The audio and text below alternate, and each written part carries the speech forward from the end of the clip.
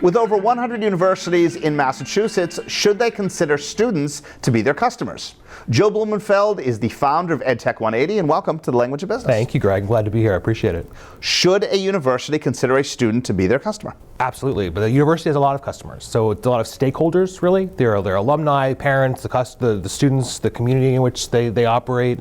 There's a lot of them, but at the end of the day, the school exists to serve a need and a universe of people, and that's the student body. Beyond being educational technology, how does EdTech work? So EdTech is typically thought of as being personalized learning, and I've actually come to see it very differently than that. I think that's one element of it, but the real truth of the value of EdTech is that we're all lifelong learners, and it really comes down to where that learning takes place.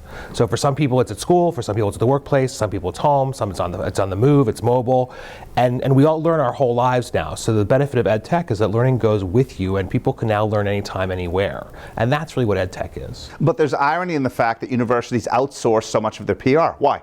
I really can't tell you from the university's perspective. I think that they are in many ways bastions of doing it the same way, and I think that it's a conservative, safe way to do it for them.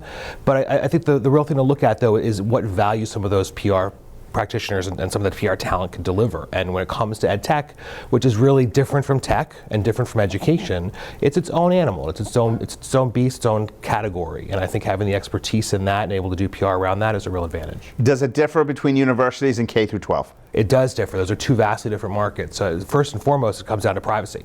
So you've got students typically under 18 at K-12, typically over 18 in higher ed, and the privacy laws and expectations are different. And it's a challenge. The universities also have some private funding and some foundational funding that K-12 doesn't.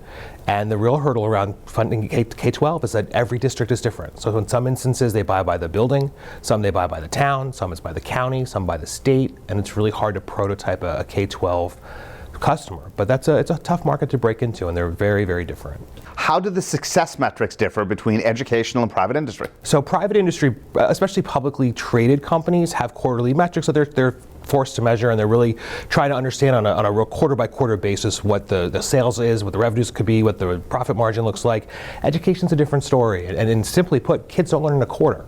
So it really creates a culture clash between education and technology, for example, to understand how on the education side we can create metrics that'll work quickly and be understandable and measurable, and at the same time recognize that everyone learns differently. And when you're dealing with K-12, for example, it's kids under 18, so you have to be careful about the data, and nobody wants their kid to be a guinea pig anyway, and it's a real challenge. I think what we're going to ultimately need is a meeting of the minds, where education folks and investment folks and technology people understand that we might need some different metrics because simply kids don't learn in a quarter. But is that true of K through 12 and the university system? It is true on many levels, because the university is even more pronounced. I mean, they're by the semester, and I think that's larger than a quarter. Let's call it 2 quarters.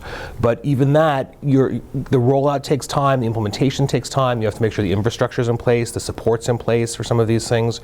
A lot of us really fall victim to thinking that all educational institutions are like those that we went to, or that we are fortunate enough to send our kids to, and that's not the case. I mean, a lot of times EdTech struggles to be rolled out. A lot of students don't know how to work it. A lot of instructors may not know what to do with it exactly, and may not be comfortable with their students knowing more than they do. So the challenges are really multi-layered, and it really comes down to having a system in place that's flexible and could grow and be future-proofed. And it's a challenge on both K-12 and higher ed. So if kids don't learn in a quarter, what does your sales cycle look like? Well, the sales cycle typically looks like a typical sales cycle, whether you're selling widgets or education technology products, and that's part of the problem. But some of the sales cycle is long, some of it's quicker and shorter. So the private higher ed, for example, tends to be a quicker, shorter sale. They've got money, they've got needs, they've got the opportunity to meet some needs. Same with independent schools or parochial schools. Public K-12, where the sales are bigger, and the dollars are greater, and the opportunity is better, and quite frankly, the opportunity to improve the country is better, that's a longer sales cycle. And they may want something, but they also don't know what they want. And it's interesting because when you compare to almost any other private industry, there's a whole world, a universe of providing counsel and advice. What do we buy? How do we future-proof our purchases? How do we make sure the investment today matters tomorrow and we're not just throwing it away? In education, that really is very rare. It doesn't exist. And a lot of it comes from the fact that there's no line item to pay for those consultants for education to understand. So on the private side, you typically have a customer who understands the need and what the solution solutions look like in the marketplace. On education, they understand the need, but they don't always know what the solutions look like or what the implementation is required. And who ultimately is your end user? The end user is a student in most instances. Or if we're talking about lifelong learners, it's the individual learner in the workplace.